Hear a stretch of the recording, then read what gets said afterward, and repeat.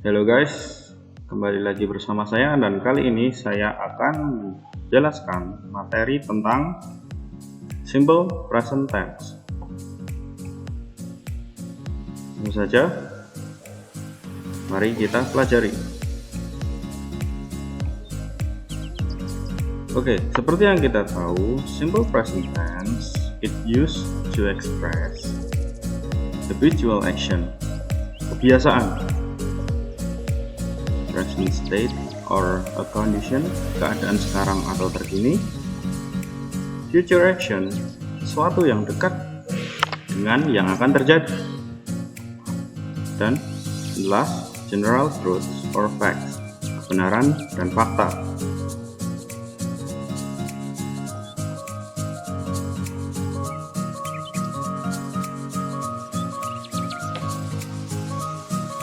Okay, for the first, habitual action uses to refer to the repeated or regular actions, and it is usually used with adverbs.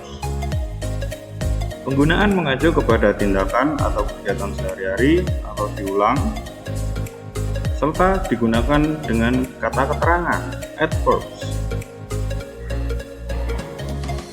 Dan adverb sendiri, kata keterangan yang sering digunakan di dalam simple present tense ialah always, usually, often, normally, sometimes, occasionally, seldom or rarely, and never. Kemudian yang lainnya adalah all the time all the time or at all time, every, most of time, every now and then, once a while, generally, once or twice a week. Nah, ini adalah example in the sentences dari penggunaan tadi. There are three sentences. The pupils pray every day. Kata everyday ini menerangkan setiap hari or habitual action. Dad always cooks the dinner. Ayah selalu memasak untuk makan malam. She usually goes to bed at 8 o'clock in the evening. Dia biasanya pergi tidur jam 8 malam. Oke, yang kedua adalah present state or condition. Yang pertama, we use verbs to express in the present condition or state of the subject. Jadi, ketika kita ingin menerangkan atau mengungkapkan, mengekspresikan suatu kondisi terkini atau kondisi yang terjadi sekarang, itu kita menggunakan simple present tense dari kata present yang artinya sekarang. Jadi, nah ini untuk menyatakan atau mengungkapkan keadaan saat ini atau sekarang. Nah, contohnya, the examples, the Lord hears our prayer. Tuhan mendengar doa kita. The weather today is cool. Cuaca hari ini bagus.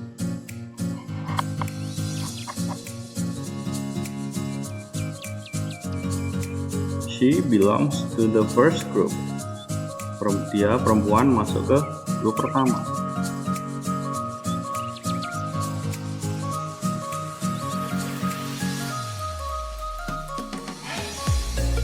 The future action.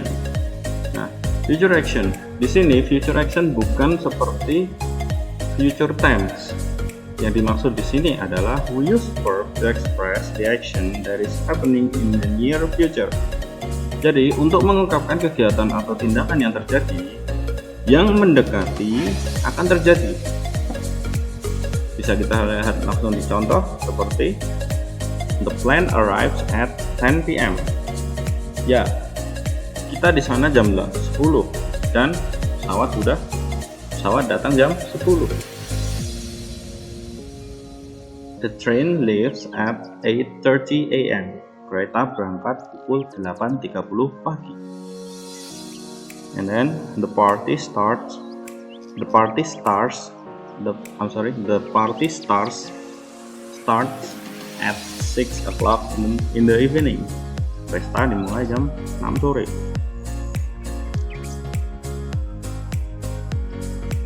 Okay, the next is general truth or fact. We use verb dalam artian di sini simple present tense to express the truth or fact information about the subject. Jadi kita gunakan untuk mengungkapkan suatu kebenaran atau fakta yang terkait dengan suatu hal tersebut. Contohnya, God loves us with all his heart. Tuhan menyayangi kita dengan sepenuh hati. We speak Indonesian and English. Kita berbicara bahasa Indonesia dan Inggris. The moon shines at night. Bulan bersinar di malam hari.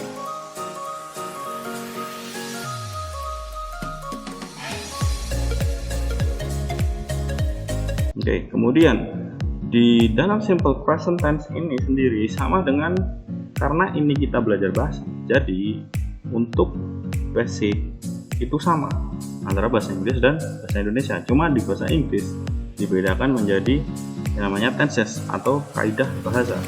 Nah, ini sama dengan bahasa Indonesia. Kalau di bahasa Indonesia ada dua jenis kalimat. Di bahasa Inggris juga ada dua jenis kalimat. Yang pertama kita pelajari adalah nominal sentence atau kalimat nominal. Nah, seperti yang bisa kalian lihat, kalimat nominal yang artinya di mana kalimat ini berdiri berat pada kalimat yang memakai kata benda pada posisi predikatnya, bukan hanya kata benda, tetapi bisa kata lain seperti kata sifat, kata keterangan yang lain, dan sebagainya. Tapi kebanyakan menggunakan kata benda atau di dalam bahasa Inggris namanya noun. Oke, kemudian kita masuk ke pola kalimat. Yang pertama, untuk positif itu bisa diformulakan dengan subjek plus to be. Nah, to be di sini kalau dia berdiri sendiri dia tidak memiliki arti, tetapi kalau dia digunakan di dalam simple present tense ini dia berguna untuk menghubungkan antara subjek dengan si objek. Jadi subjek plus to be plus si ini maksudnya komplement termasuk objeknya. Komplement itu adalah kelengkapan, keterangan. Oke, untuk yang negatif polanya subjek plus to be dan jangan lupa menambahkan not karena ini negatif ditambah komplement. Kemudian interrogatif atau kalimat tanya polanya adalah to be plus subject plus komplement dan jangan lupa to put the question mark, tanda tanya. Ini untuk keterangannya.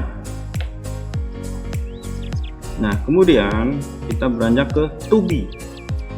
Seperti yang saya katakan tadi, to be di sini gunanya untuk menghubungkan antara subjek dan objek. Nah, dalam penggunaan to be jangan terbalik, jangan diubah-ubah karena ini sudah mutlak. Nah, untuk penggunaan is sendiri itu digunakan untuk he, she, it atau orang bentuk kata ganti orang ketiga tunggal, he, she, it itu menggunakan is. Nah, untuk am itu digunakan hanya untuk I. Jadi I di sini sangat khusus menggunakan am.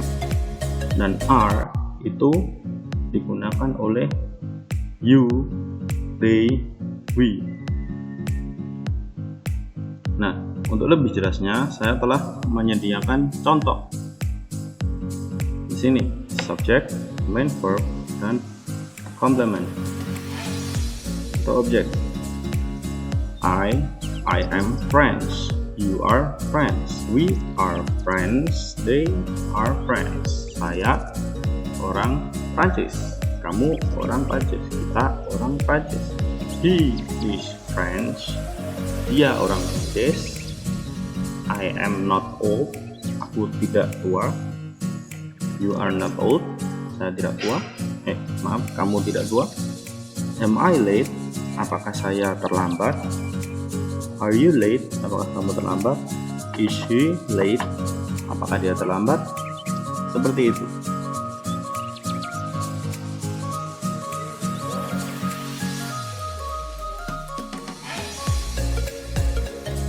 Oke, yang kedua adalah verbal sentence atau kalimat verbal.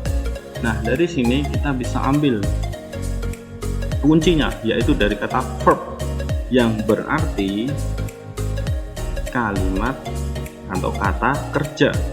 Nah, di sini artinya definisi adalah kalimat yang menggunakan kata kerja verb setelah subjek dan tidak menggunakan to be. Jadi karena ini verbal sentence, kita menggunakan predikat, yaitu adalah kata kerja atau verbs. Nah, kita masuk ke pola kalimat. Yang pertama, untuk positif adalah subject plus verb.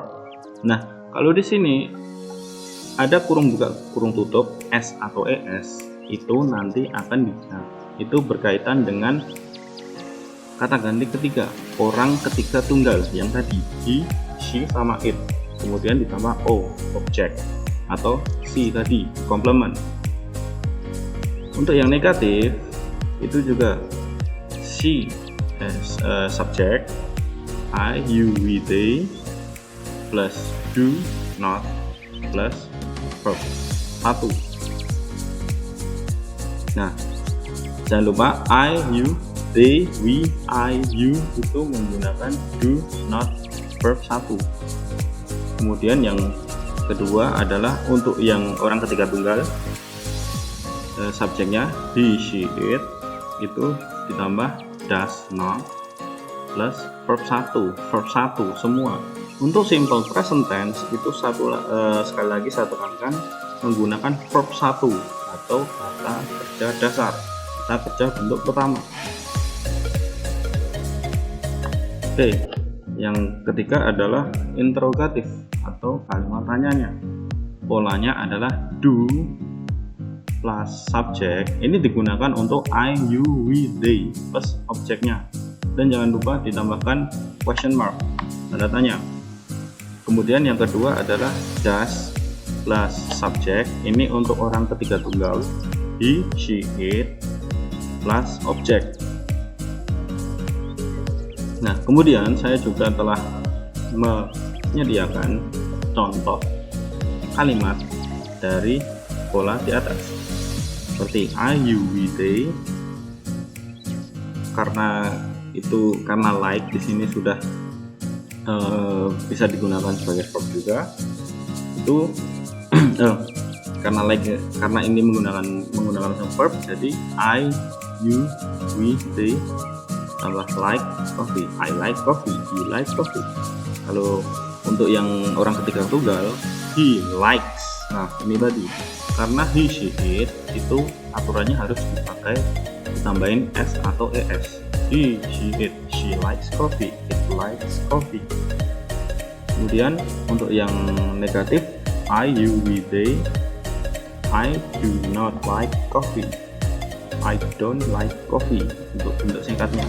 Kemudian untuk yang he, she, it, yang orang ketiga tunggal, yaitu he does not like coffee, he doesn't like coffee.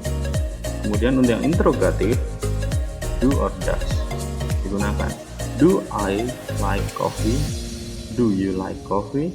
Kemudian yang untuk does itu does she like coffee. Nah, sekali lagi untuk yang does itu sekali lagi untuk verbnya, verb ini tidak boleh ditambah s karena sudah ada does.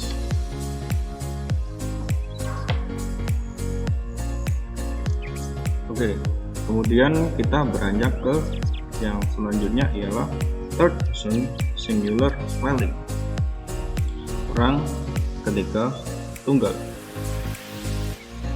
Oke, di sini ada 3 poin. Yang pertama adalah in general the third person singular is formed by adding an s to the base verb. Umumnya untuk orang ketiga tunggal hanya ditambahkan huruf s setelah atau di akhir kata kerjanya. Contohnya di sini adalah work. Kalau dipasangkan dengan bentuk ketiga tunggal, bentuk orang ketiga tunggal, jadi he works, he, she, it.